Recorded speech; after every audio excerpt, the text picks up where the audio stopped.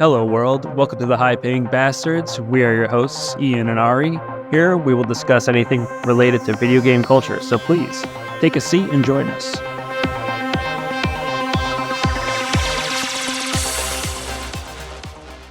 We are alive and ready to go. Well, I don't know why. Am I a Howard Stern or something? It's okay. We all channel, Howard Stern every once in a while. Hey, Ian, how are you doing? I'm good, Ari. How you doing, man? I'm doing good too, man. Ready to start our 4th episode. Dude, I made a red velvet cake the other day. Dude, I'm so full. It was so good. I just want to throw that out there. You're so festive, man. You're celebrating our 4th episode. That's amazing. You didn't share that cake, of course. No, of course not. Why would I? You could just, where I am. You could deliver it, Not that I'm complaining. Actually, I am, but still. Well, yeah, we're feeling festive, but Xbox might not be feeling. Well, I guess Xbox is kind of feeling festive as well because they're putting out some Game Pass for free if you watch some ads. Like, we don't have more of those, So you have to be a good little consumer and get that ad and then get on a good list for Xbox and then they'll give you some Game Pass. I think this is a speculation though, right? It's not like a feature or anything that is already running. But yeah, it's speculation for sure. Yeah. On the article written by the Windows Central, it did have people confirmed that when they were running through the Game Pass codes, they did find a feature pertaining to that kind of service, which was kind of scary to know.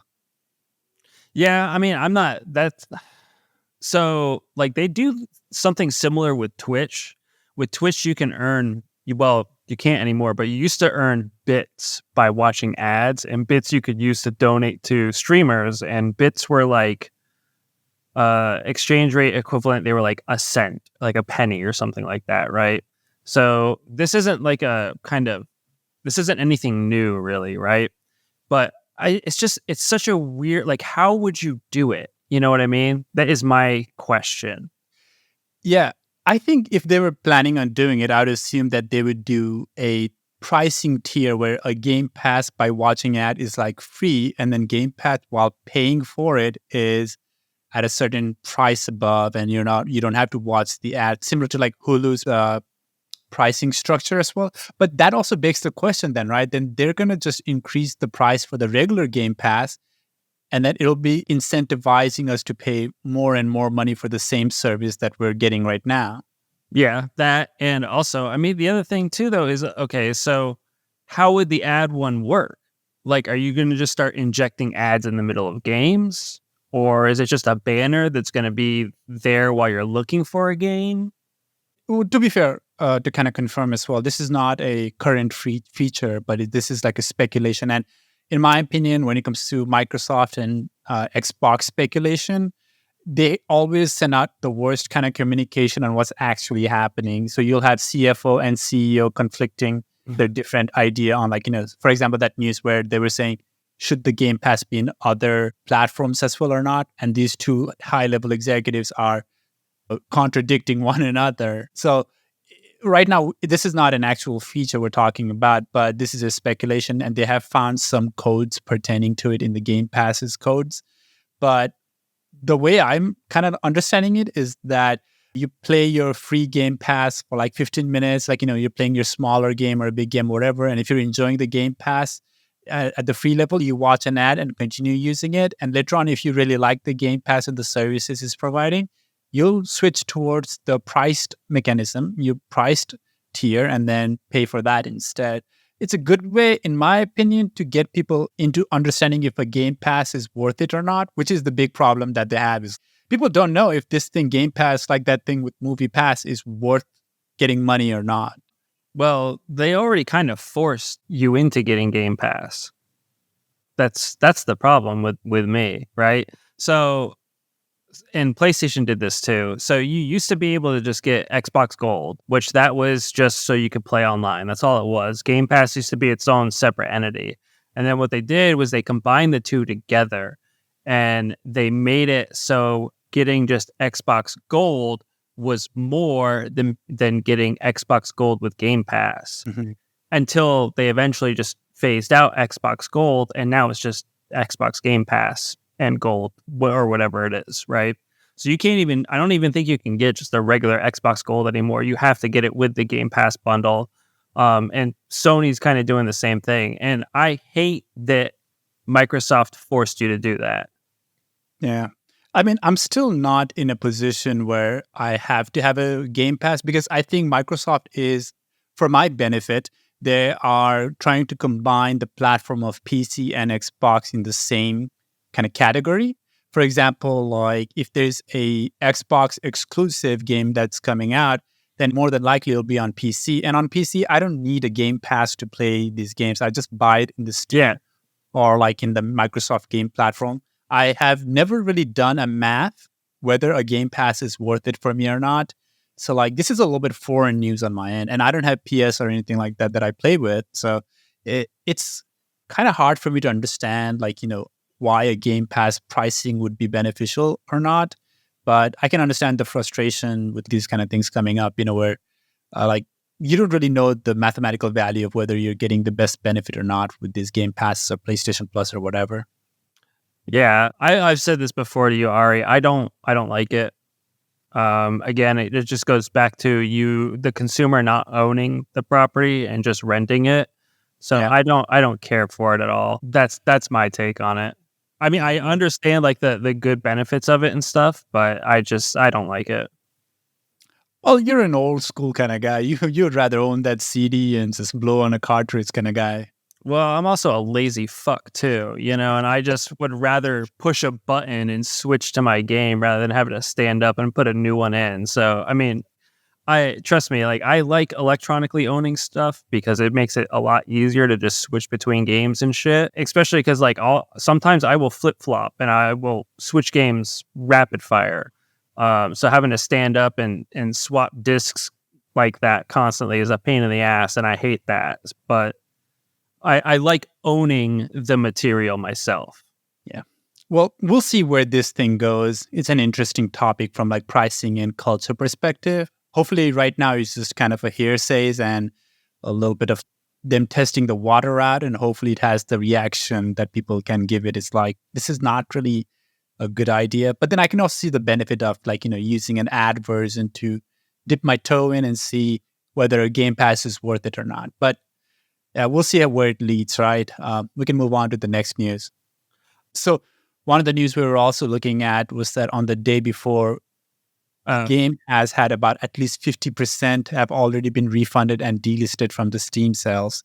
So, of all the launches that has happened, and me in the last episode wanting to defend this game, I have to eat a lot of my words right now for breakfast, basically. Did you go through the posts there that showed like all the assets where they got them from and stuff? Did you go through all that stuff? I did, Ian, but to me, that's not like the biggest of the crime that has happened with this game. Because like, when you're trying to make an advertisement to sell it to investors and stuff, I can see them using the already assets that are developed and pay for it. But you're right in that them lying about it is kind of very sketchy. And that's the problem that they've highlighted on their own self-assessment, is that they have not been very good in the marketing and the communication department. And that's a big flaw to acknowledge on their end. Yeah, I mean, I'll just say this with it. I mean, we've talked about this now for a good portion of the other podcast, other episode, and this one. I don't want to get like too much into it, but when they first showed it, it looked really good, and it's just unfortunate to see what's happened with it. That's really all I can say about it. You know what I mean? Sales showing refunds of the day before. 200,000 units sold, 91,000 refunded after the second day. Like, if you go on Steam and look at their reviews down, all the negative reviews have like refunded kind of label. Oh, yeah. It's disheartening to see it, man. And there might have been potential, but not the capability to pull this off. And it's unfortunate. These developers, if they have to go and find a new job now, they have to put this game on their resume that they worked on. It'll be kind of hard to kind of convince another employer to take a chance on them. But that's the kind of a problem about it. hopefully all of those developers who did work on it find their feedback, and maybe they won't stop making games and try it again. Definitely. And I don't want them to give up on their dreams based upon this absolutely horrible experience. I mean, the devs can just not say they worked on it. You know what I mean? But like the devs that did work on it, that tried, they deserve props for trying to do what they could with what they had, which, I mean, they didn't get a whole lot. You know what I mean? I think the biggest issue is the marketing, and how the two owners there, they're the main guys, Fnatic, the two brothers, just how they marketed the game was not what it was cut out to be. You know what I mean? Agreed. And I think they acknowledge that as well. This is where their biggest flaw and their mistake lied on how these marketings were setting expectations about their ability to deliver. So good lessons learned. Hopefully people who wanted refund got their refund, and, nobody lost too much other than the developers who lost a lot of time in this one. And the thing about the resume, Ian, is that if they've spent about a year or so working on a game and it flops as bad as this, they're going to have to explain a gap year on their resume. Right. So what are we doing about this from this year to this year? They're like, oh, I was, taking a trip around Barcelona or something, discovering myself. They're going to have to pretend that one, man. I mean, that's probably a better answer than saying that you worked on the day before, but I mean, that's just me. Oh, man, you have to get a tattoo saying you worked on the day before. Well, good luck to them. Hopefully there is still some stomach for MMORPG, for a zombie game that can be delivered by a much more capable people. No, there is. I mean, there's still people that want something like it. They want something a little bit more than just like DayZ, Yeah. So I mean, there's still people that want it. Let's move on from this one, just because we talked about it a lot. It breaks my heart, We got some Kojima stuff though. You want to talk about Kojima's genius and brilliance? Man, I always feel like this guy is kind of overhyped. I understand you like him a lot. I feel like this guy just seems like a normal game developer that people have this cult of personality about. Hold on a second, okay? Yeah. While I do enjoy Kojima's games, they are interesting. Kojima himself is, how do I put this nicely? He's a little bit, from what I have heard, he's a little bit of a diva. He's an interesting individual. So a lot of people were reanalyzing that trailer for OD, and one person has stated that in the trailer, in certain points of the trailer, you can see letters in one of the characters' mouths, and it spells out Atami, which Atami is a city in Japan, and it's located in the Shizuoka prefecture, and I butchered that, and I apologize. Which that can be translated into quiet or silent hill. Well, the original game Silent Hill was kind of based around that area, wasn't it? I mean, that's where the name actually did come from the Shizuoka prefecture. Although I'll say this, I think one of the Eurogamer, which is a much more legitimate, video game article and review site, they did do this, but you need to have like a 4K trailer that they posted. You need to look in that one frame by frame, and then apparently there are letters there. There are. Yeah, but I'll say this, I don't understand why he's trying to sell a Silent Hill game. You ready for the tinfoil?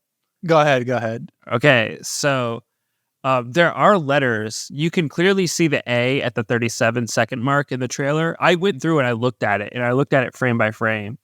Some of the other letters are kind of harder to make out. I probably didn't have a 4K trailer pulled up or something, but there is something in the mouth. Now, Kojima had worked on, I don't know if you remember this or not, it was a PlayStation demo exclusive PT.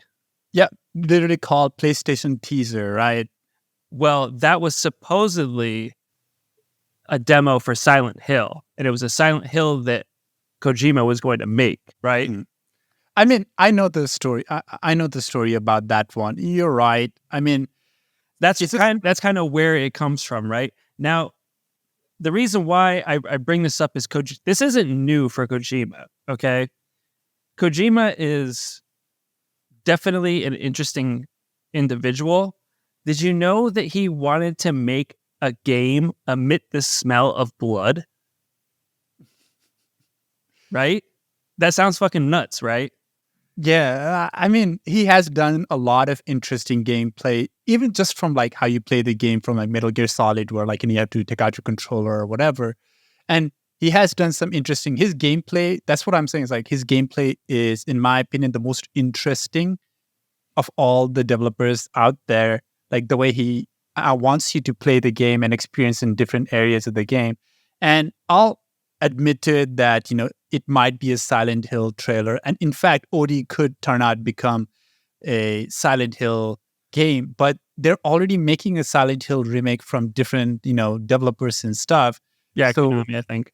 Yeah, so I don't understand why there's like, it's like he's forcing a Silent Hill Easter egg rather than Konami asking him to make a Silent Hill game, Like he's like, I'm going to force myself into this Silent Hill world. Well, some people are saying that it could be interpreted as Kojima saying, this is my interpretation of Silent Hill. Oh, okay. It's not an actual Silent Hill game, but this is how Kojima would interpret like a Silent Hill type game, right? He could just say that then, It's Kojima. Like Metal Gear Solid 2 and Metal Gear Solid 1, like the twists and the shit doesn't make any sense half the time, dude. I mean, Death Stranding still, I'm like, I don't know what the hell I played still. But going back to the blood smell thing, blood smell from a disc, like that's a legitimate thing. Back when he made the game Snatcher, he wanted to coat the floppy disk in a special kind of paint that would heat up and you would smell blood from the game. Man, this guy is such a dork. He is definitely an interesting individual. He wants to bring like different spectrums to gaming, and I don't think that's necessarily a bad thing. And I mean, he has pushed boundaries, and we kind of need someone to do that. Or else we're just stuck with the same old Far Cry, Far Cry 7 and 8. I'm not going to take that as an insult or anything, Ian. But, you're right. There needs to be somebody who's eccentric enough to push what the games can be. And I love that about him. I think his strength is literally how you play his game. Yeah. His weakness, in my opinion, is how he tells the story. Yeah. Like, he has some of the cringiest dialogue and etc., which kind of also adds on to another article I wanted to go about with Kojima, is that he is working with the A24. According to Kojima Productions, he'll be working with A24, a kind of a known studio about, art house movies, and he wants to work with them to make a Death Stranding movie. Now, if Kojima wants to make a Death Stranding movie, he cannot be somebody who writes them. I mean, you can only bear that game, the story of that game, if you're playing that game. Like if I'm watching it on, say like a gameplay, I cannot, like the story, you kind of like, you can see how kind of a weak writing it is. Like the dialogues are so cringy. Like there's no way a human being communicates like that. But it's also his kind of a magic about him too, and I understand that. Like that's his kind of a flair, using dialogue. That one dialogue that scientist from Metal Gear Solid said, it's like, Snake, what do you fight for? What do I fight for? Like that dialogue. When I heard that first time, I was like, geez, man, I know what he's trying to do, but it's just like he cannot be the one writing that movie. He needs to let somebody else kind of write it. And then he needs to have certain sections that he can own as this is the line we have to use. Otherwise, it's not a Kojima. It's just a normal movie. Yeah, that's part of the Kojima charm. What do you think other than Death Stranding? Like, you played the Death Stranding movie? Ian, you played the Death Stranding game. What do you think about a movie adaptation of that franchise? It's not going to make any fucking sense at first. Even the game itself, like you don't even really know what the fuck you're doing for the first half of the game, right? So the whole beginning of that movie, if he's doing it, you're not going to know what the fuck is going on for at least the first half of the movie. You're going to be clueless, in my opinion. Yeah. Yeah. Like that's why like he needs a good writer and a director to help him out with it. Look, it's a good thing though. He has really good connection apparently all around Hollywood. Like Guillermo del Toro, like Mads Mikkelsen, even Jordan Peele, all these people, they have like high respect for him and they want to collaborate with him. And he has access to these good talents to kind of help him out on that end. But he needs to be kind of careful because like a video game, like his video game being turned into a movie, I bet is like one of the hardest adaptation you can do. Yeah, for sure. So my thing with Kojima, right, is he's definitely like kind of like the beautiful mind, right? But I feel like he needs someone to rein him in a bit. That was kind of the good thing when he was working at Konami with the Metal Gear Solid series. Was Konami was there to rein him in a bit, and then we get Death Stranding when he has his own studio, where he's got kind of full creativity and no one there to kind of rein him in, and you're just kind of left scratching your head going, what the fuck just happened? Exactly. But you're also right. I'm trying to come towards your kind of appreciation of Kojima as well. Like, he is somebody who wants to push how a game is played, and we need people like him in the industry. Like, you cannot have Far Cry 7, you're right. Even though I love Far Cry series, you don't want it to be repetitive. Like, Death Stranding has one of the most noble idea about how you want to play multiplayer, in a sense that you are playing a multiplayer game in order to help other people with like, route and ladder placements, item placements and stuff like that. You're collaborating in a sense to help your fellow players out rather than your regular multiplayer where you're just shooting the shit out of each other, Yeah. That I found that to be like, the beautiful mind kind of things. And then like, oh, he's thinking in a much more novel manner about what this game can be. And once like, that's a really hard thing to convey. And he did that with Death Stranding. And people who stuck around with that game, I'm sure they found the reward for sticking around with that game and playing it because of those things. And Yeah. we'll see how his movie adaptation go. It's not an easy thing to, first of all, adapt a video game into a movie. And it's going to be even harder to do a Kojima production into a movie. But I'm happy to see where it leads. Yeah, I mean, I definitely will check it out for sure. I mean, I enjoyed Death Stranding. I played it, beat it. I mean, I enjoyed it for what it was. It's a Kojima game, and if it's the most Kojima game out there right now, but it like you said, it's a new way to play multiplayer, and you help all these people, but yet it still knows how to make you feel alone at the same time, which is really interesting. Yeah. There's some like, really good leitmotifs and really good kind of like how a game makes you feel. That's why I like a game story more than I like the gameplay itself. And we'll talk about it when we go towards the Avatar review we'll do later on. But when you watch or like when you go through like Kojima's video game, you remember that plot for a long, long time down the road. Unlike a lot of games that you play and you just kind of forget in the next few months whatever happened in that game. Yeah, I'm sure you can recall some of the things that happened in Death Stranding, even if they were confusing. Many people still recall, Metal Gear Solid 2's like story event and stuff like that because they had such a strong emotional connection to it in a manner, whether in a joking manner, in a laughing manner, like I do, or like in a more serious manner. Like he will make a gameplay story that you can remember for a long time. And that, in my opinion, is quite artistic. But with that being said, this guy is still a dork, like a real nerd dork. Like, he wants to hang around with the cool actors, jackets and cigarettes. He wants to beat his game. He's a dork, and I have no respect for dork. Tell me how you really feel, Ari.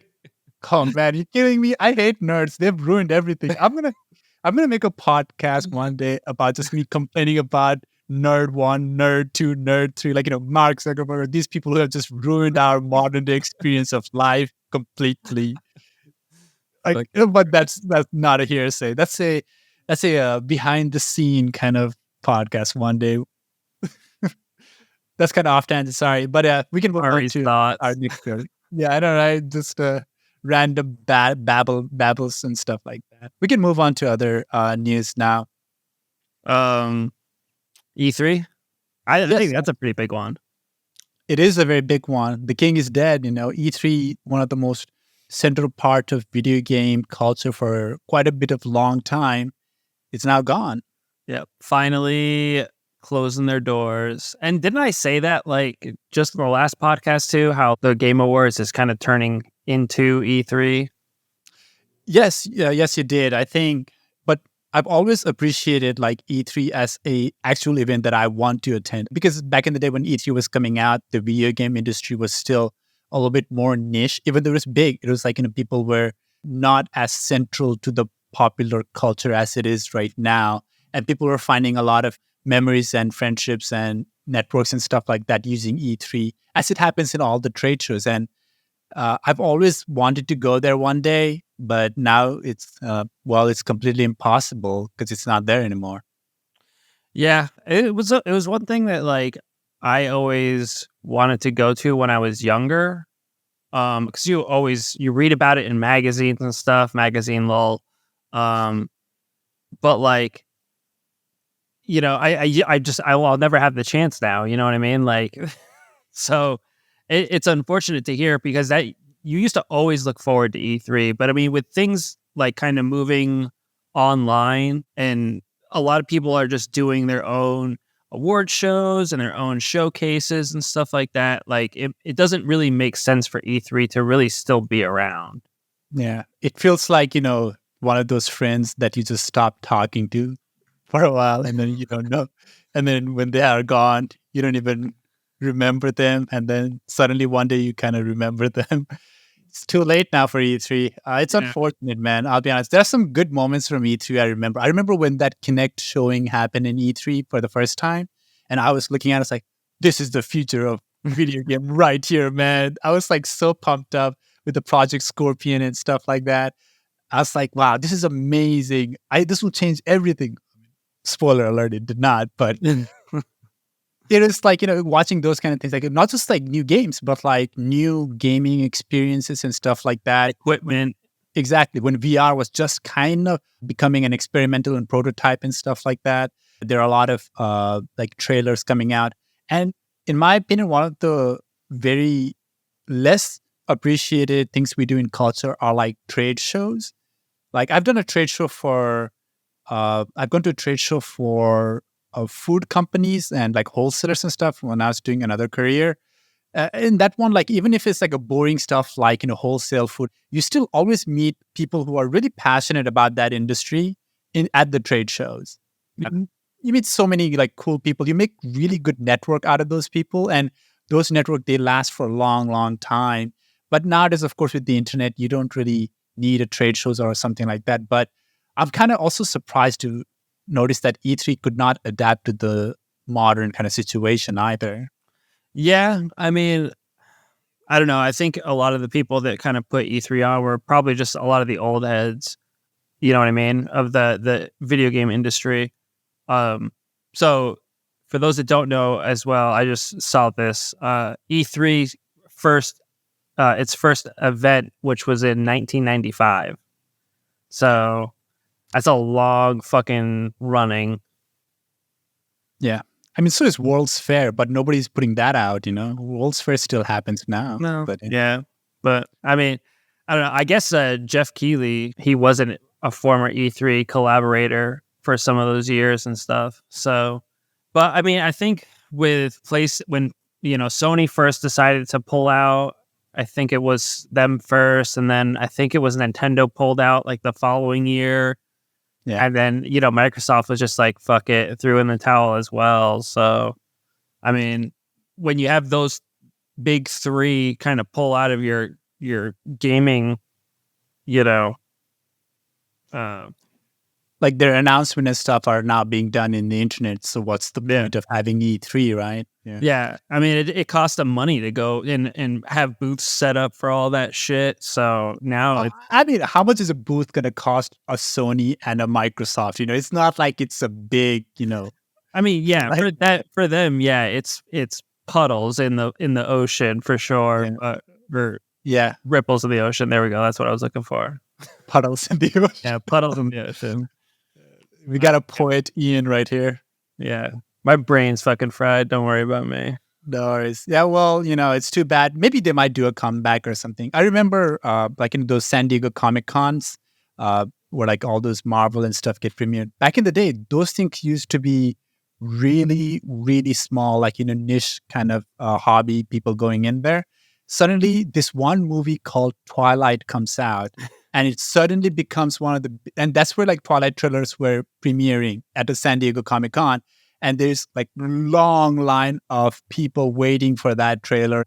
And suddenly, after that is when San Diego Comic-Con became a big, big venue for all the movies to kind of premiere. But because of Twilight, that's why I always find it weird when nerds complain about Twilight. That thing saved San Diego Comic-Con, dude. And it made it as big as it is, like, during the Marvel years. And after that, like, San Diego Comic-Con didn't become like a small event. It was like a really big event after the Twilight. And I wish E3 had similar in the most recent day, but, if everybody's pulling out, then, who's going to like, want to, do it for the E3 where nobody else is kind of paying attention. So it's kind of unfortunate, but, it would have been nice to kind of go to an E3 event at least once. Yeah, that's all I'm saying, especially, again, seeing it as a kid and stuff. And like, oh man, seeing all like the cool shit that they reveal. Not going to happen anymore, but oh well. Yeah. Let's move on then. Let's move on to much more interesting topic: legal battles within corporation. Corporation and corporation violence here. Yeah.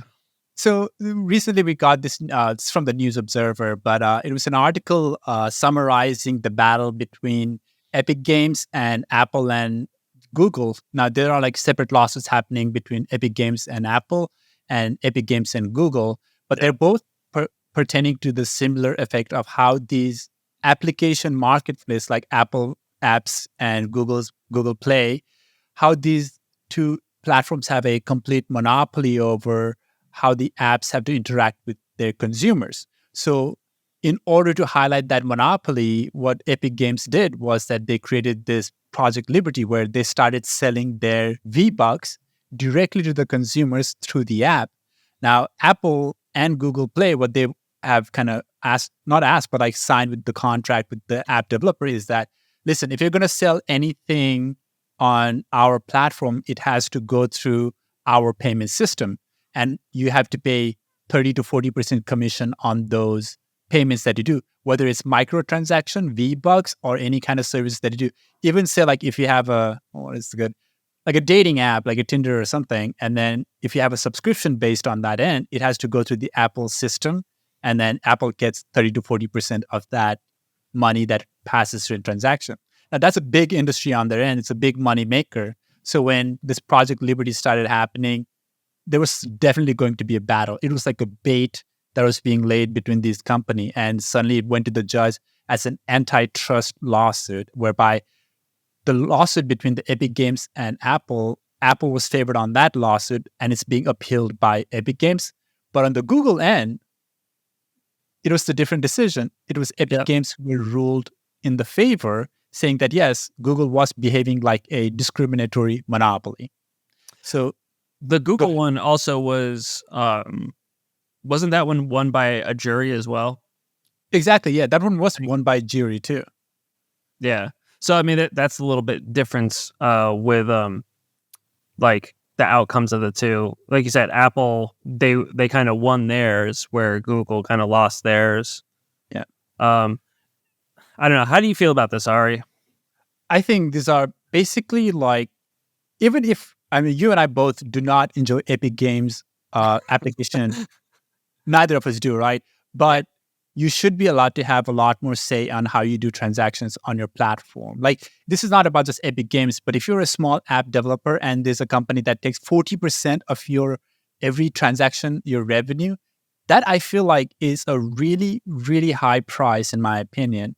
And if you're looking to buy an app if you have an iPhone, there is only one place you can buy an app. While if you're buying it from Android, there are multiple, but like Google often does a very kind of a cartel-like behavior where like they try to discourage you from buying application from another application market like Samsung or something like that. And they try to get more from you, like, how they sign contracts with app developers.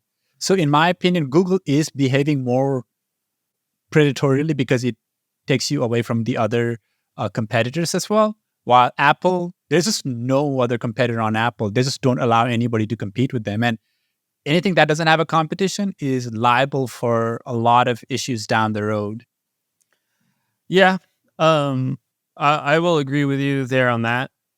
Like, the one thing that I don't like is just because, like, Epic, we see it with Epic Games on like PC and stuff with their Epic launcher, or if there's just like an Epic game that you want to play and you can't get it on Steam, you have to use their launcher and their website or whatever, and it fucking just sucks, right?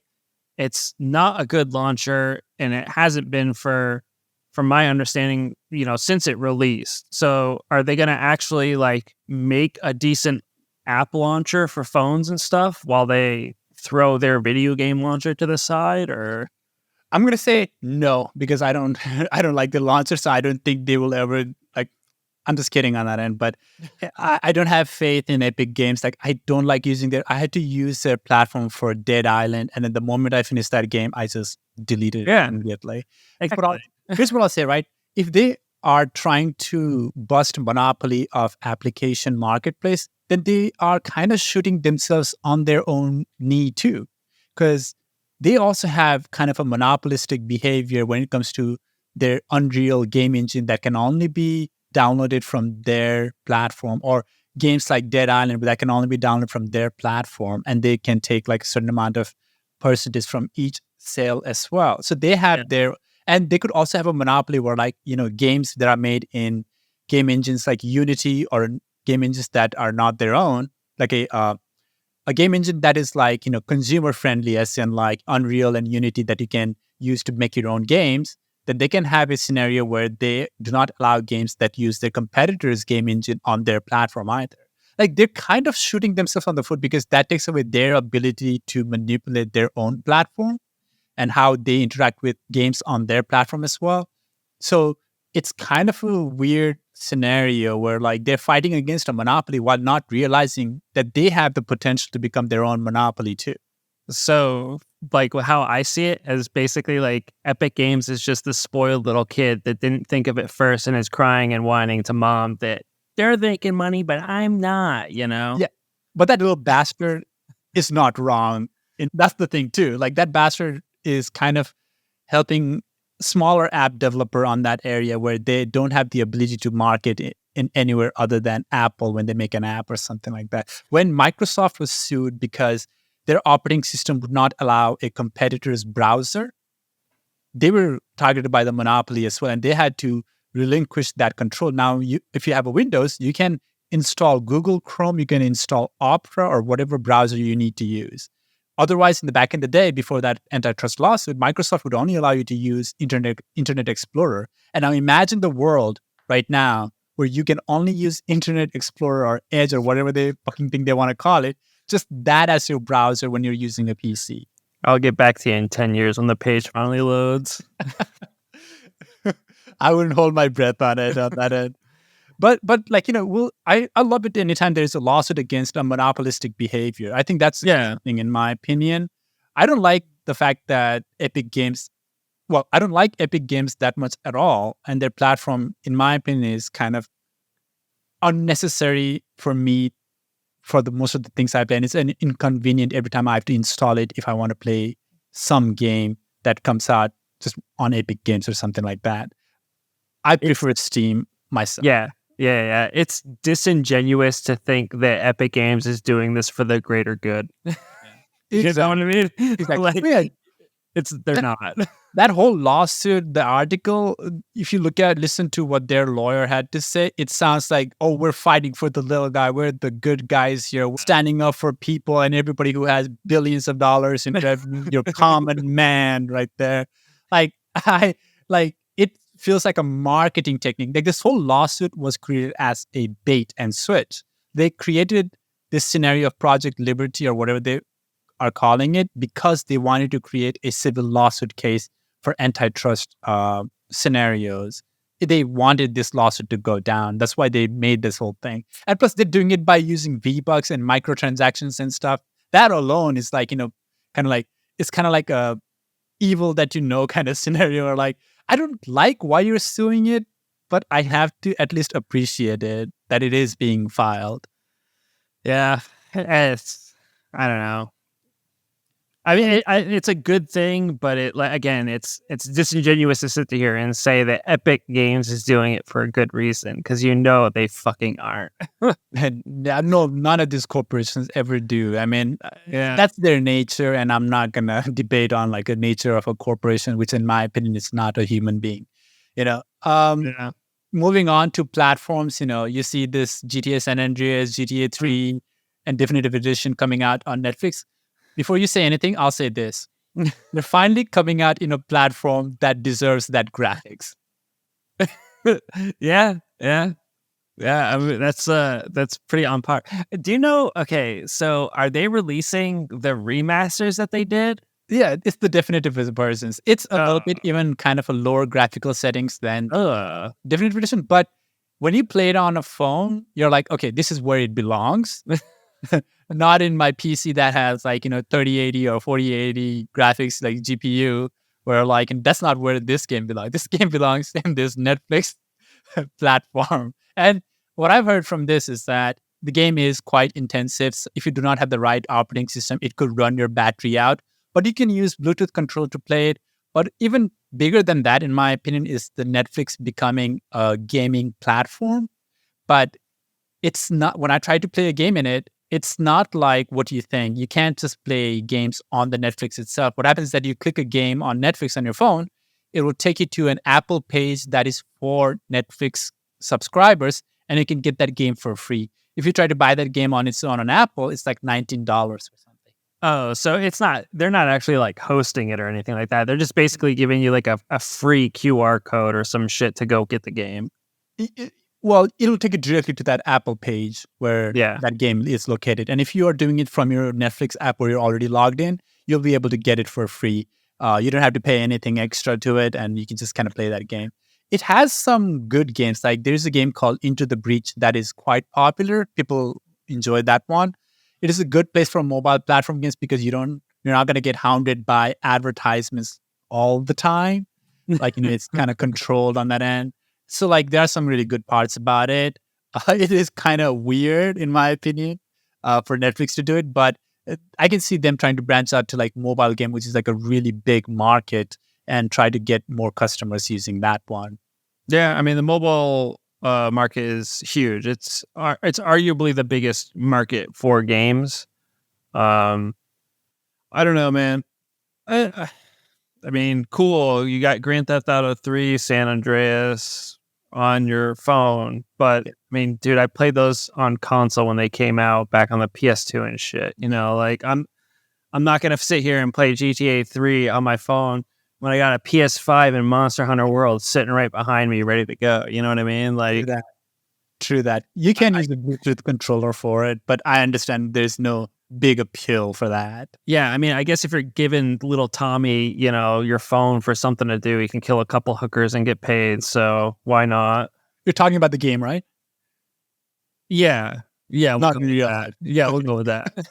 Yeah, I mean, I'll say this: it's an interesting place to kind of go into for GTA games. It will be interesting to see what other games they venture into. This is their basically Zelda, Breath of the Wild kind of scenario. Instead of Nintendo Switch releasing a really good game, Netflix is releasing a used kind of a GTA franchise that has been beaten and bruised into a mobile phone. Yeah, I mean, like you said, it's interesting, and it'll be interesting to see if they try to break into the mobile market. Yeah, it's not too bad. I played an emulator, Nintendo DS emulator, not on Nintendo DS, but Nintendo SD emulator with Pokemon Emerald on my phone. Nintendo didn't hear that, though. Nobody hears this. Yeah. Don't worry about it. But, it was just, and then later on I went ahead and bought the game that came out a couple of years ago, of course. Yeah. Right? And then I gave my money to the Nintendo people and everything. Yeah. I went to the headquarters, dropped the money bag right there. And then, it was a lot of fun experience when I did that. So playing a video game on cell phone, not just your regular mobile game, but something bigger, it'd be pretty nice.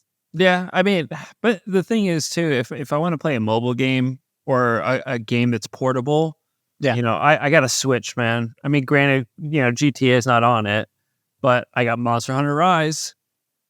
Oh. You know what I mean? I got a Steam Deck. Guess what? Got a whole Steam library. Yeah, but like it's not like, you can put the Nintendo DS inside your pocket while you're waiting for your drug test result or something like that. I mean, I could. My pockets are big enough. Yeah, you still wear those Jinkos. Mm-hmm. My hoodies. Yeah, let's move on to the last, but kind of a sad news. Yeah. James McCaffrey, who has voiced Max Payne from 1 through the 3, he passed away pretty recently at the age of, I think, like somewhere around his 60s. A lot of good people this week, passing away at the age 60, especially good people that you really don't want to, don't want to lose. It's never the ones that you really want dead who die, it's always the ones you kind of know you're going to miss. Yeah. Yeah. And so if people don't know, James McCaffrey, he did the voice of Max Payne. He was Max Payne, right? Except for the face. And he was also a character very similar in Alan Wake 2, which we know that just kind of came out. So, not just him though, Andre Braugher, Bauer. Yeah, he passed away too, just like last week or something. Like you said, it's the ones that you don't want to see, right? Yeah, Andre Bauer, he was played the Captain Holt on the Brooklyn Nine-Nine. Yep. And he's the best character in that entire, series, because his line deliveries, it's monotone, but it is so funny no matter what he says. Yeah. And Andre Bauer, he's had a really good career too. My first movie with Andre Bauer was you remember that movie Glory? No. It's the one with Denzel Washington and Matthew Broderick. Back in 89?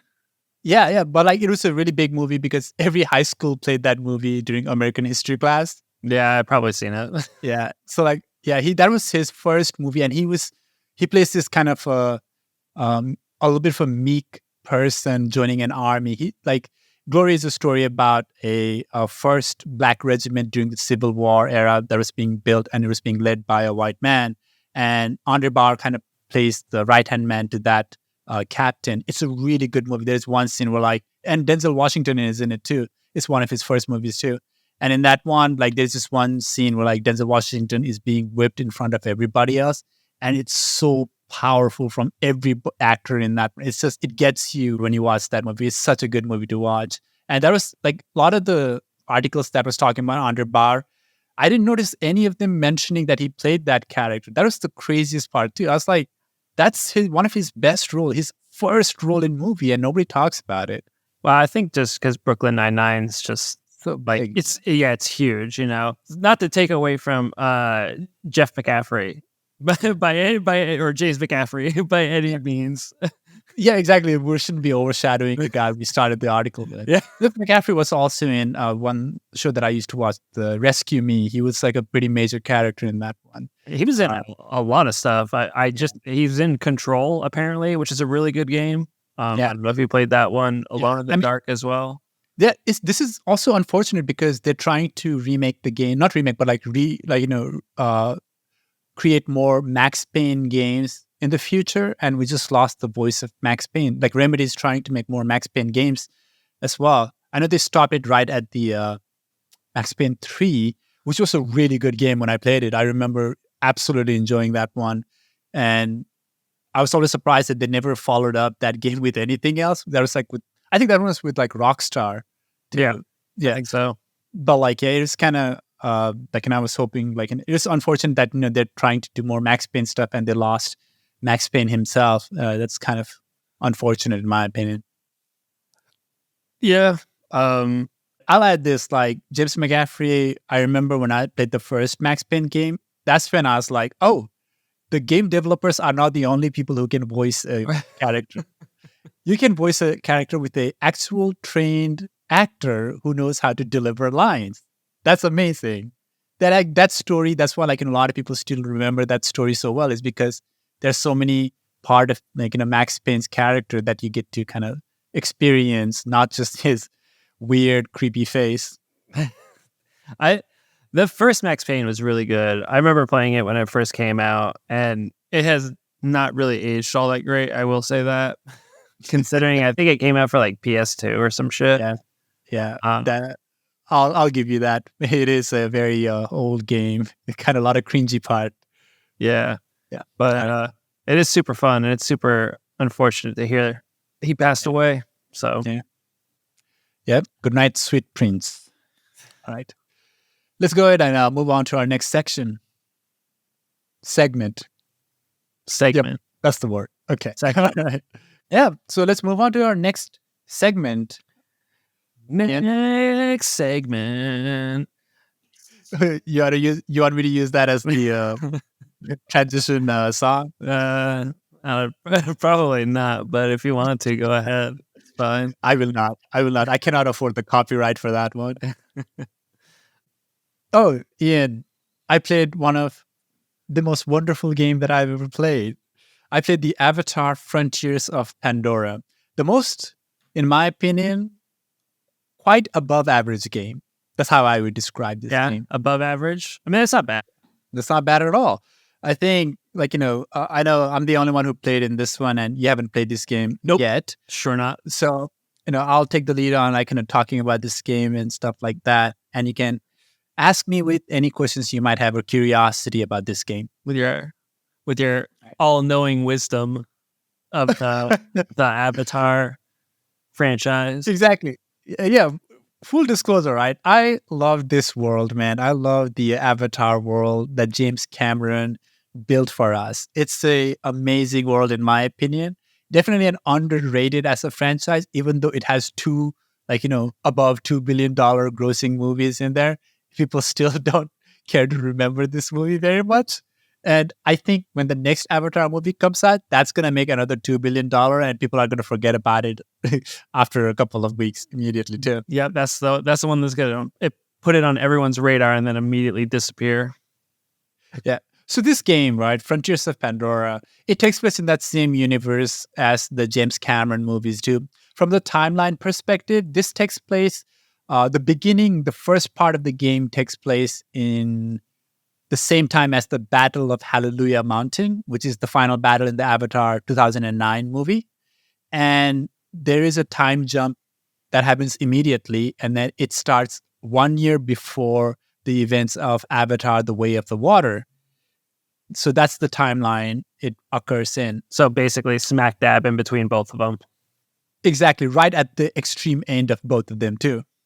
So it's right after the first movie and it's right before the second movie. So there's a kind of a frozen cryogenic section where they get frozen for a while and then they grow up, they get out 15 years later. So first of all, let me ask you, who do you play as? Because you're not a human, right? We are not a human being. We are a Na'vi. We're a character. Well, let me put it this way. Our character grew up inside the human society. The human beings are organized by RDA in Pandora. They have found these 4 Na'vi children from extinct clan, one of the extinct clan in Na'vi called Serantu. They took these children and then they put them through their human school and stuff like that, teaching them about human stuff so that one day they would grow up to be allies of human beings. Now, this is kind of mirroring those scenario where a lot of Native Americans children were taken and put into kind of a Catholic school and then forced to assimilate. So that's the scenario where it's happening. Whoa. Where do we get into this? No, that's exactly what it's the mirror effect is. So they're trying to kind of indoctrinate these Na'vi children into becoming human allies in the game. That's how they grow up in. They're trying to tell them not to follow the Na'vi customs and Na'vi way of life. They're trying to teach them all human beings. And there are 4 children who grew up under that circumstances. And the story of this story of this game is about those children trying to get out of that indoctrination and find their Na'vi by exploring their section of Pandora, which takes place in the western frontier of Pandora. So basically just trying to get back to their native roots, more or less. Yeah, exactly. And the story takes, a lot of kind of turns. It's mainly focused on one character, you, which you create in a character creation summary, like in a character creation menu. You kind of develop your own, how the face structure and everything else, which doesn't really matter because you're all playing in first person anyway. So I always find it weird that they try to make you a character, that they force you to make a character that you can't even see most of the time.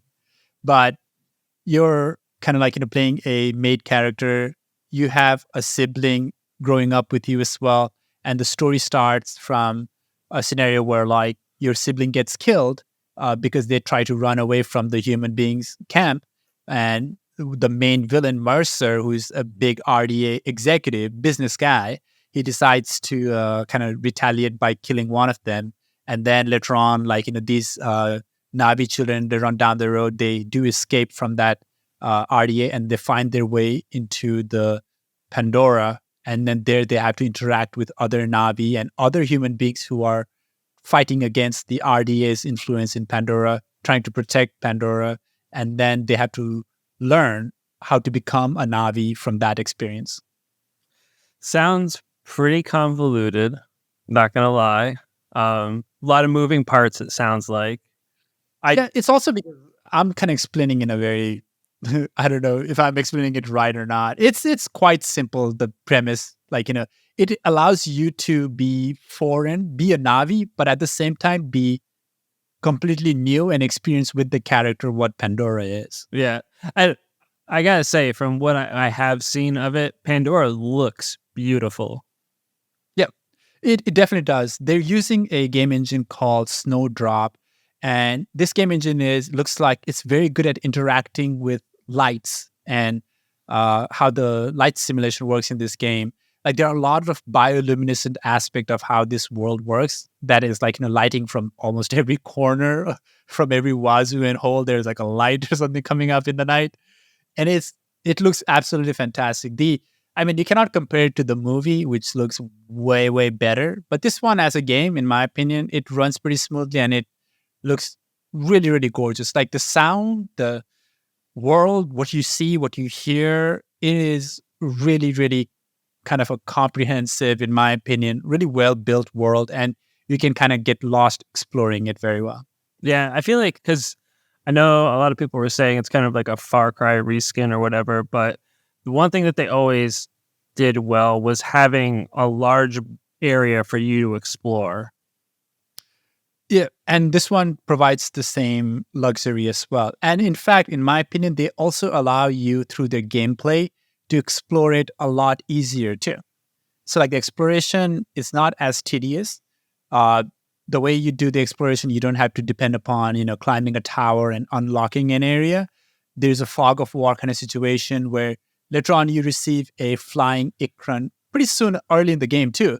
So you receive this thing and then you are immediately able to kind of explore a huge part of Pandora. And every dimension you look at in Pandora, up, down, it looks, the ground or the sky, it looks amazing in every single one of them. And it's definitely one of the better looking games this year. Yeah, at least it does look really good. And I've seen a lot of people saying that one of their favorite things is kind of traversing with the flying mount. They say it's really good movement and really fun to explore with it, just kind of soaring through the skies and stuff. So yeah, talking about experience the game itself, right? I'll talk a little bit more about the mount as we kind of explore, but let's talk about how the overall gameplay actually is first, and then we'll dwell into the story area.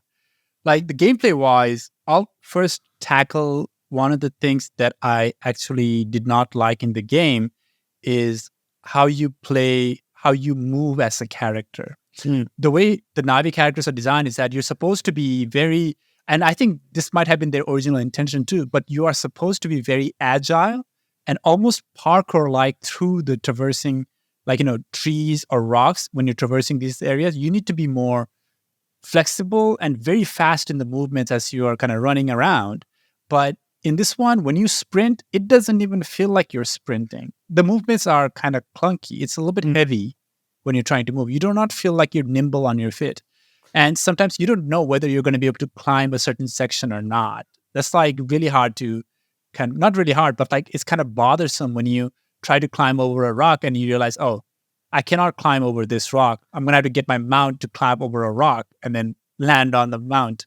which alone, like in landing, is also kind of not as accurate where it lands and stuff like that. So movement is a little bit clunky on that end. So it's not like you're able to free climb everything then, or no vaulting system really.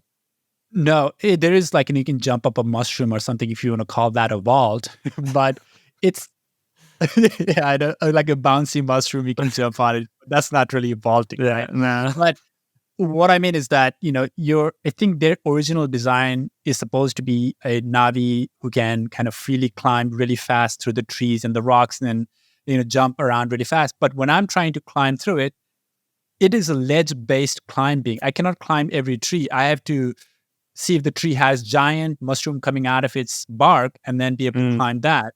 If I see a rock, I cannot climb it unless there's no visual cue to understand if I can climb that rock or not. It's kind of like a crapshoot whether I'll be able to climb this rock or not. When you do climb, it's pretty fast, but you don't know whether this particular hill can be climbed with just a bare hand or not. Yeah, a bare leg.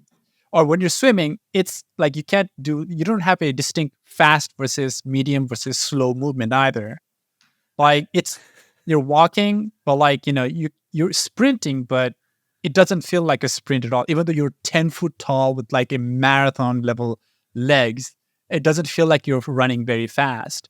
And it doesn't feel like when you're sneaking, you're 10 foot tall with the marathon legs, you can't really sneak very well either.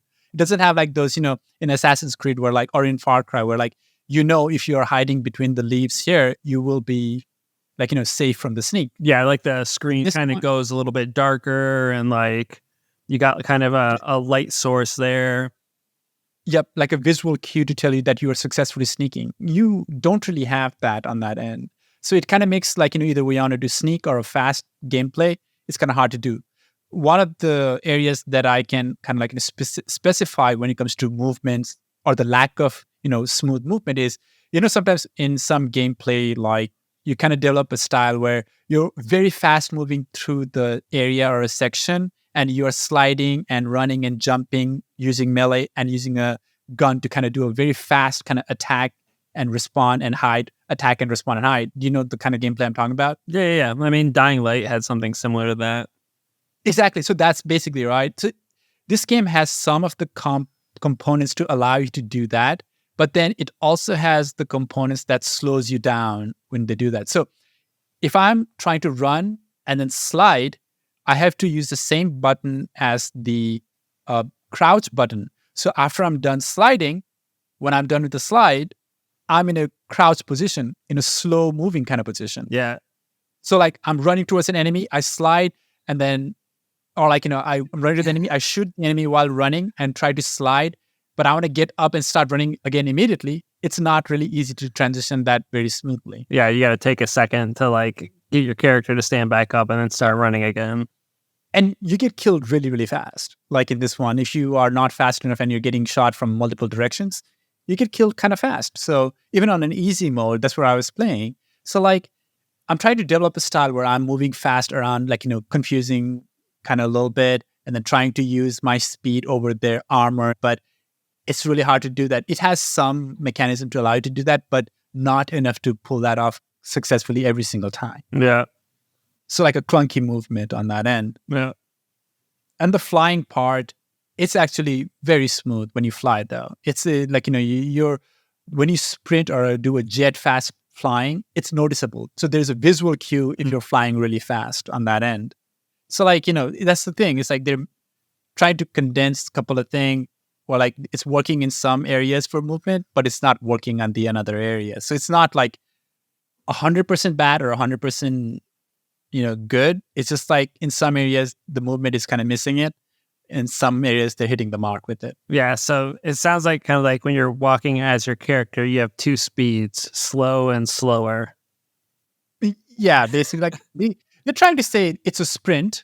Technically on the options, it's saying sprint. Yeah. But it doesn't feel like you're fast at all. Yeah. It doesn't feel like you're actually sprinting. You have 6 foot long legs or something. You still don't look like you're running really fast on that end. Yeah.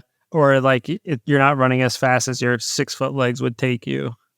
Exactly. That's and it's very noticeable when you're trying to develop a So like if you try to sneak around in this gameplay, it will take a long time to do it. If you're trying to go gung-ho blazing, there's a risk to it from getting shot really fast. But if you're trying to do a speed gung-ho, then it has some mechanisms to allow you to do it, but not good enough that you can pull it off successfully every single time. Yeah, it's a little janky. Exactly. That's the right word. It's a little bit janky considering you're 10 foot tall with like long legs. You should be less janky, more nimble, Well, I mean, so overall, I mean, it's not terrible though.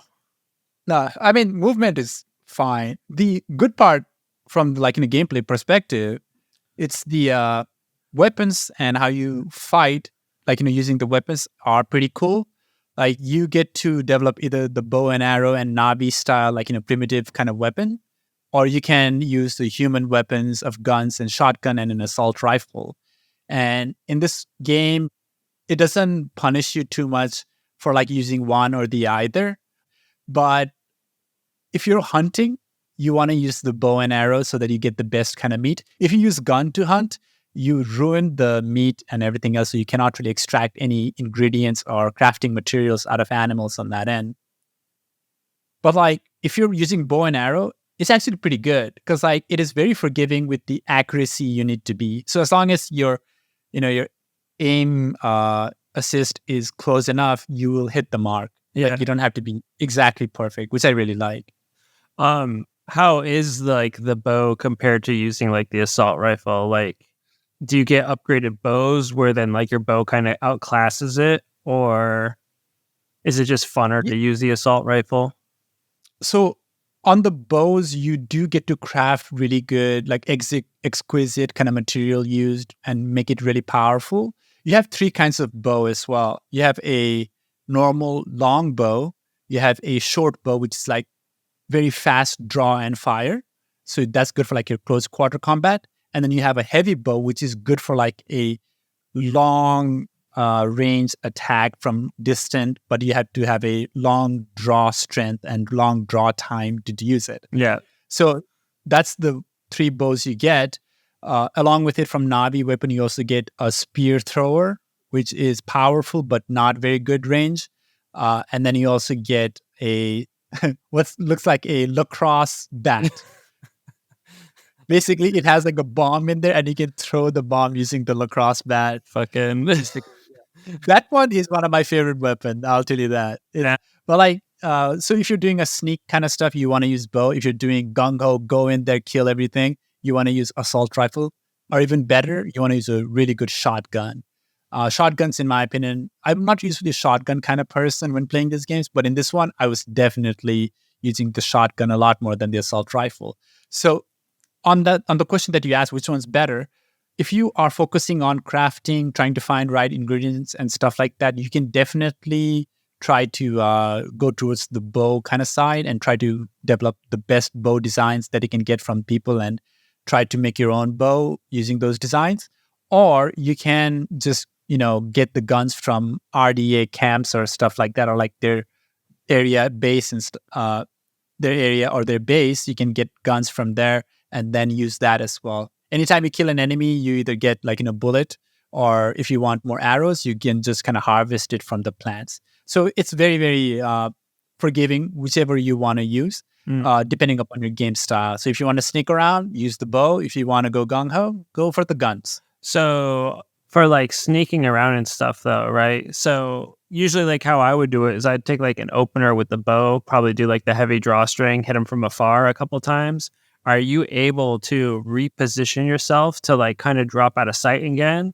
Or is it like once the enemies see you, they pretty much just have your numbers, so you just might as well go all out? There is a problem on that end. The latter is kind of a problem. Like once they discover you, them going back to kind of like, some guy died, but we're just going to ignore it, something like that kind of scenario. It doesn't happen very fast enough. Like once they identify where you are, it's really hard to hide from them and go back into the sneak. So oftentimes, like when you use the bow, they will notice the dead body. They kind of raise the alarm. They might not notice you, but if they are in a search mode, then they are highly likely to find you. Now, as I said, you don't have a visual cue to know that you're safely, in a sneak mode and hiding from everybody. You don't really know that Yeah. when you're hiding. So usually that kind of doesn't help you with whether you're successfully sneaking or not. That's one complaint. Like once they find you, your second description was correct. Like once they find you, it's really hard to shake them off completely, which ruins your sneak gameplay. Every time I try to invade an area, I start, just as you said, with the heavy bow from the distance. Yeah. And then they find me out, and then I go gung-ho, sliding around, trying to shoot everything, and then get it done. Yeah. Sometimes you can sneak around, and there are some bases where you can sneak and not kill anybody and just destroy the base like a big one. You get a lot more reward for doing that. Yeah. They were starting to put that in, I think like the third one or the fourth one or something like that. Where like if you take out the base completely stealthily, you get like extra bonus rewards or whatever. So it makes sense. Yeah, and in this one, like taking over a base is a lot more easier, in my opinion. You just have to do a couple of pulling the switch and you can be successful at it. I did this one base completely sneakily, everything like in a sneak manner. They didn't even notice anything.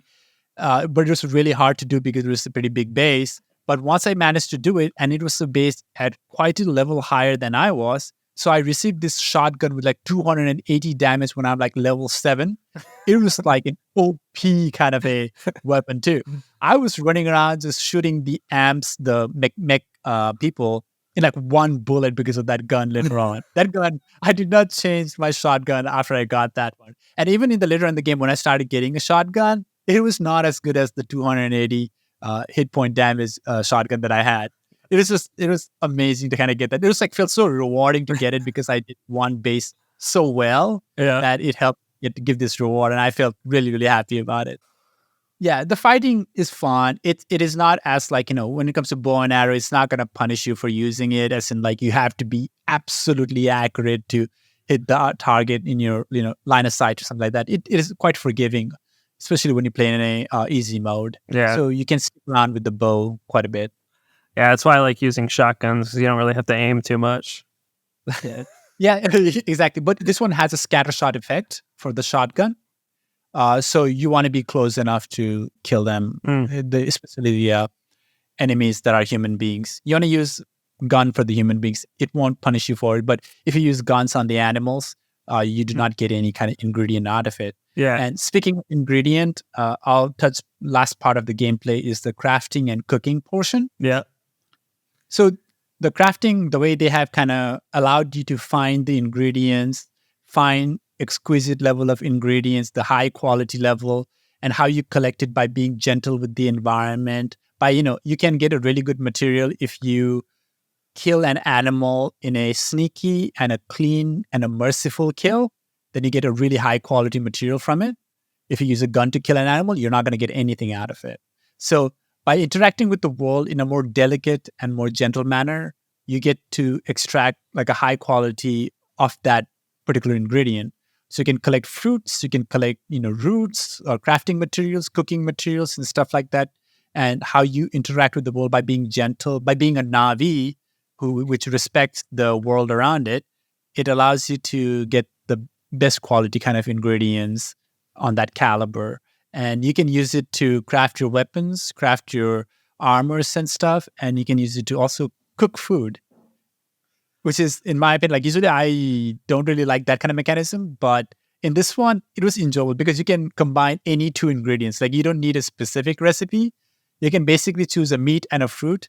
And if the fruit has a certain kind of buff and meat has a certain kind of buff, it combines those 2. And then you get a food that gives you kind of a combination of those buffs. So when you say buff, do you mean like a health buff, damage buff sort of deal, or?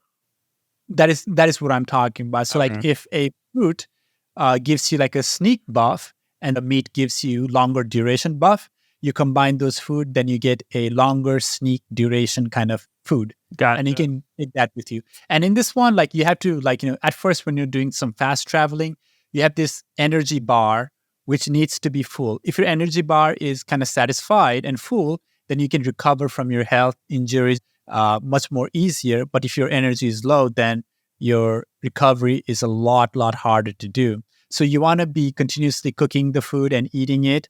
And it's not as chores, like it's not as a chore as I'm trying to maybe interpret it, but it's actually quite fun to put those ingredients in and see what you get out of it, and then take that with you as you travel. You can use those ingredients to feed your ikran as well, and then kind of like, get its energy up too. So the crafting and cooking is actually not as complicated. Like basically, your potion making that you do in a lot of like Witcher and stuff like that, you can combine any ingredients together, basically. Whatever ingredients you have, combine them, understand their status effect, and then you might get something that has a pretty good status effect. And if you're careful with the environment when you're trying to extract the fruit or the milk or the meat, then you get a really high quality of buff from those ingredients.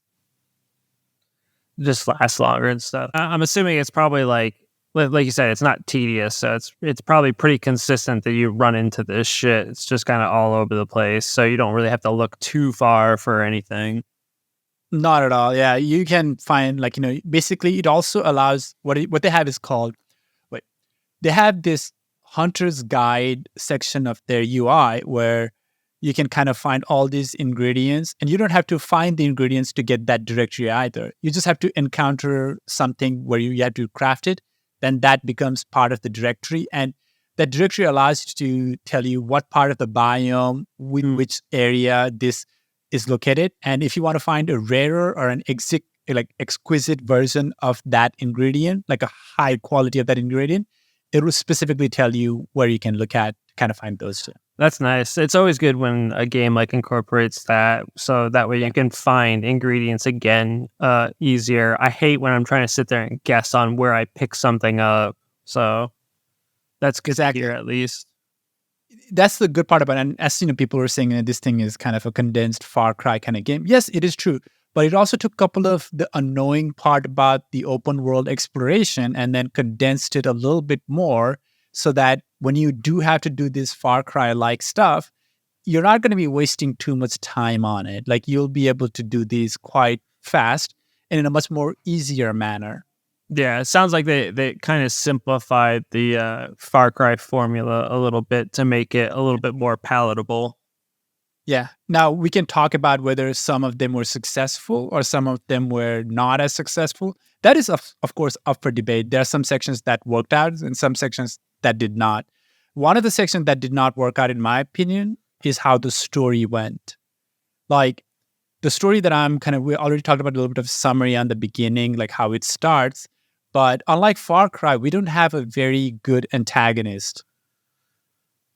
The antagonist in this game is he tries to be the most evil motherfucker in the world, yeah, but he's like this corporate executive kind of guy who runs the RDA, the human institution, the villain institution, and it's not as memorable or as strong of an antagonist that you'll see in Far Cry 3 with Boss, or Far Cry 4 has Pagan Min, Far Cry 5 has that guy from Wisconsin or something, or and then Far Cry 6 has the Giancarlo Esposito being the Spanish dictator, or Gus Fring in a different world, I guess. So here's my question on that, right?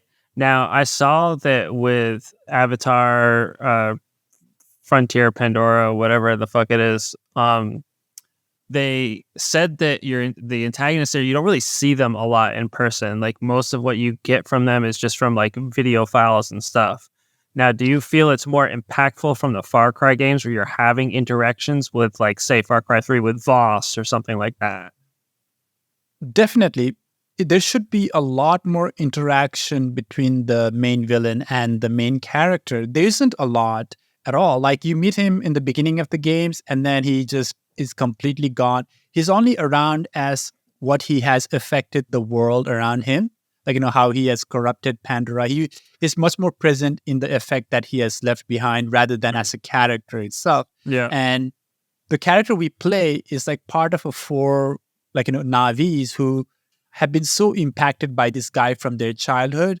But the amount of interaction we get from between these characters and Mercer, the main antagonist, it's not enough for us to give us a satisfying conclusion when the comeuppance comes up, Yeah. Like even when you only see them directly when the final, once maybe in the middle of the game, that you see it, but for like less than a minute. And then you hear them talk to you once in a while.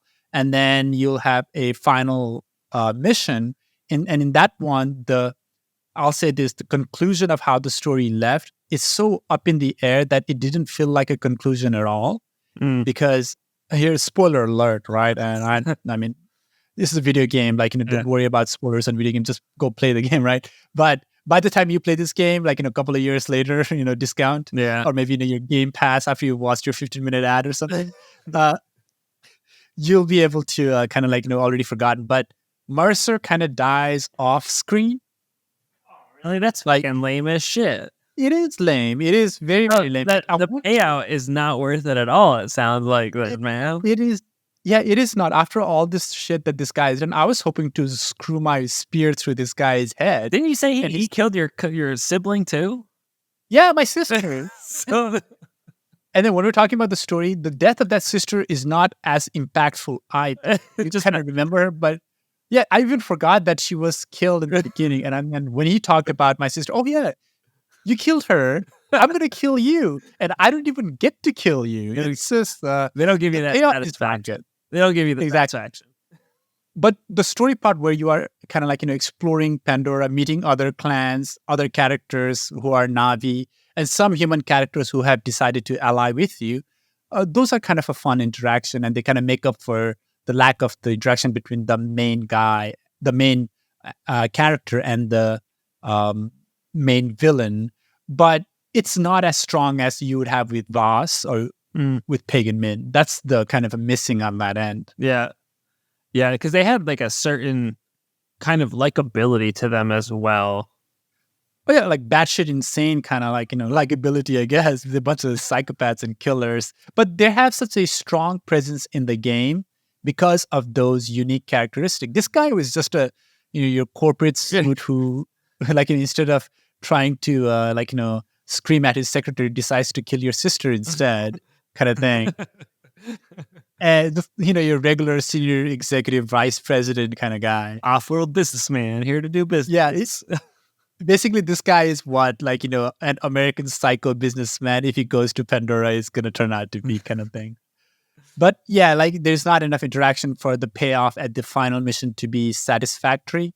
And later on, one of the four, like, people that you grew up with, the four Na'vis, one of them disappears after 2/3 of the game, and then is not anywhere in the last third. And the final conclusion, we still don't meet him. Like, where the fuck did he go?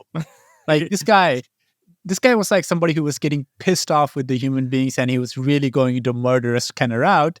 And it was kind of like an interesting story. You can kind of watch it.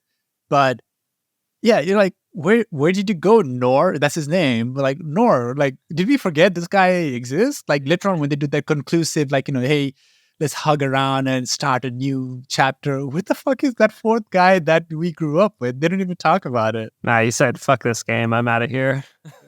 Yeah, exactly. That guy, that character, that Na'vi literally was like, fuck this, left. But I think they're probably trying to save it for like a DLC maybe, because Mercer dies off screen, you don't really see it. And Nor is like somebody who really wants to take out his vengeance on human being a little bit. He's going to kind of become that kind of character, it feels like. So it might be a DLC maybe coming back. And I would definitely be interested in playing it, considering if it's a decent enough price and everything. So I might be willing to check it out. I hope that part of the Far Cry clone is there. Your crazy DLC kind of thing. Blood Dragon of Pandora. Exactly. Oh hell yeah! I would totally be into it.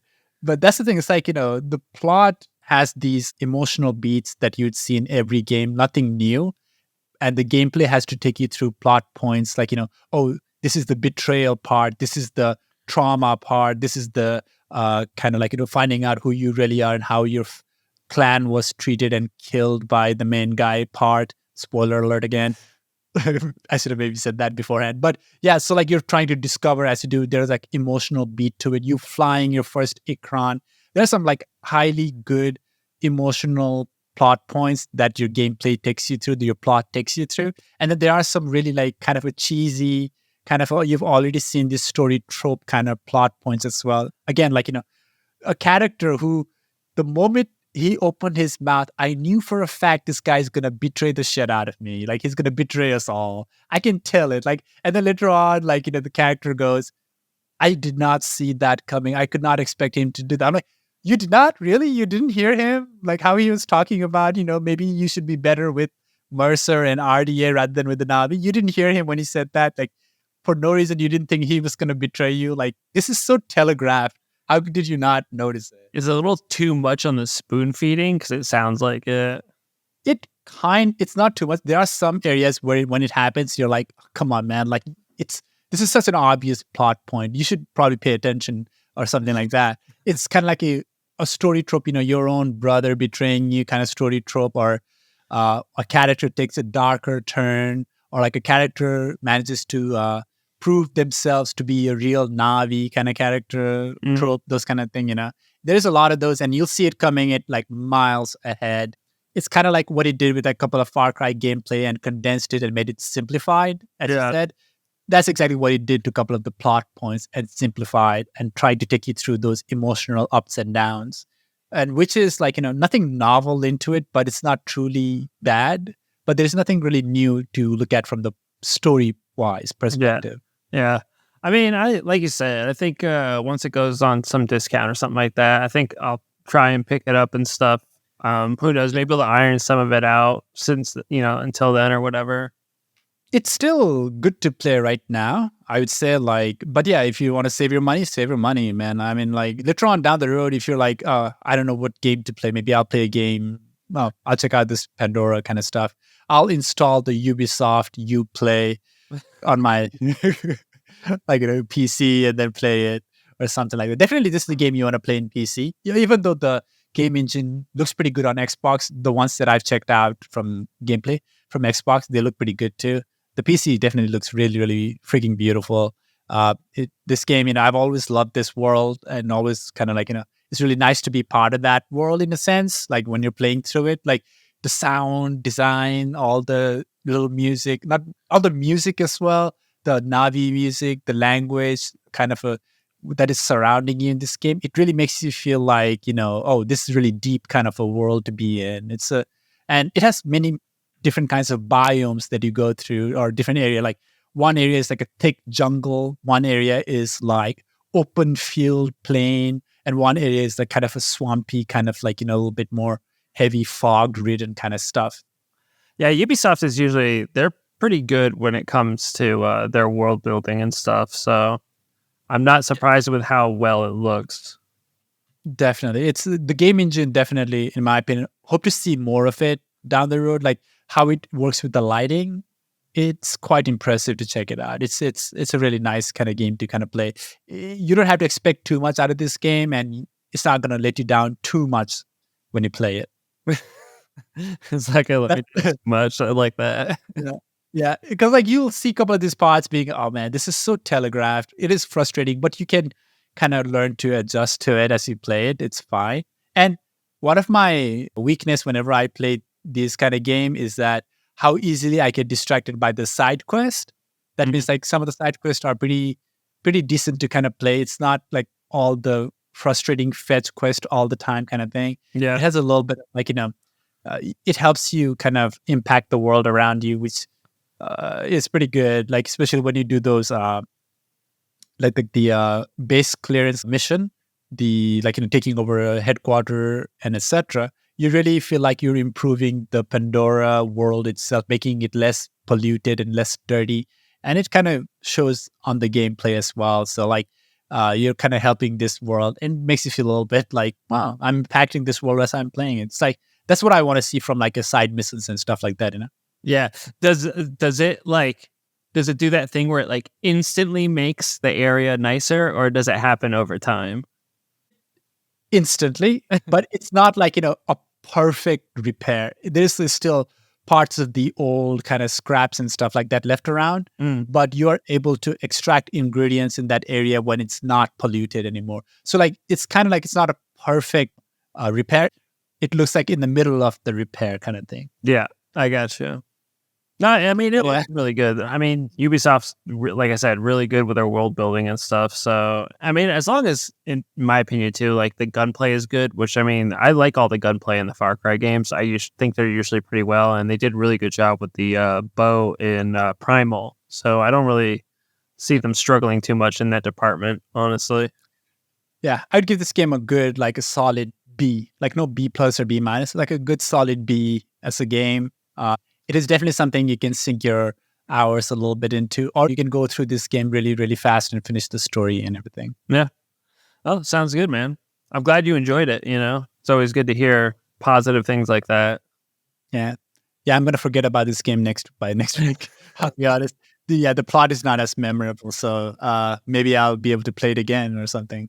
But yeah, I would definitely recommend it. Play it when you have nothing else kind of going on. Get it on a discount. We'll see how my 2,000 hours in Monster Hunter World goes, and if I'm looking at something else at that point. So, but Ian, do you want me to pivot this podcast to Monster Hunter day by day review? Today I went and hunted a couple of monsters. I fed my cat fed me. Listen, man, I had to take on a couple of hefty monsters today, all right? That's all I'm saying. But yeah, exactly. Well, I'm not going to stop you from taking down these monsters any longer. So I appreciate you listening to me taking down my, monster in Avatar. And the real monster, that's true, are the human beings. Yeah. Am I the monster? Oh, yes.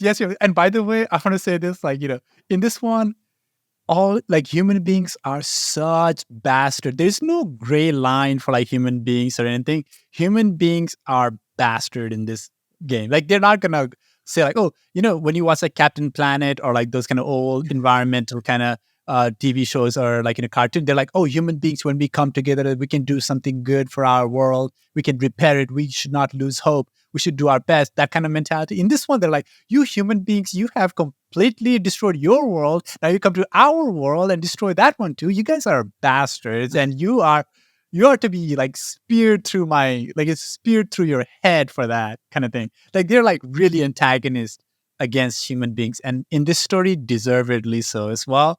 But yeah, it's no, we're not going to do some gray area here. Human beings, even the ones that are helping out Navi, they get kind of looked down upon by the story. There's this one section where this one character says, I really feel ashamed that I wish we as a human being just never came to Pandora. And the main character goes, well, it's too late now. But we can only do what we can do now. That's what the character says. You're already here, dickhead. Fucking let's figure something out. Exactly. So it's quite antagonistic to human beings. And in my opinion, I think it's because we as a human beings are kind of fed up with our shit. So we're now it's the time to repair is dying out. Now, reap the consequences, my man, kind of thing going on. Fucking go to Mars. Yeah. Yeah. Destroy that planet too. Get your ass to Mars. Yeah. See, when Earth sends its people to Pandora, it's not sending its best, okay? It's sending its killers, its murderers, its senior executive vice presidents, and the worst of them, geologists. That's what they're sending. Fucking geologists. Yeah. Well, that's it for the game. I enjoyed it. Definitely recommend it. For you, if you don't want to play it right now, yeah, wait for your discount and play it when you can, when you have time. I'll play it at some point. I feel like I usually do play stuff like that, but all right, man. I think that's about it. Yeah. Yeah, absolutely. I think we can conclude and wrap up our show as well. So if anybody, you guys want to reach out to us, you can reach out at highpinkbastards@gmail.com. And Ian, again, thank you for listening to my sermon about Avatar. This is a game that I really liked. I hope one day you'll get to enjoy it as well. Yeah, man, we'll get to it eventually once I'm done with Monster Hunter. So, Awesome. But you'll never be done with that. I mean, bye, everybody. Bye-bye.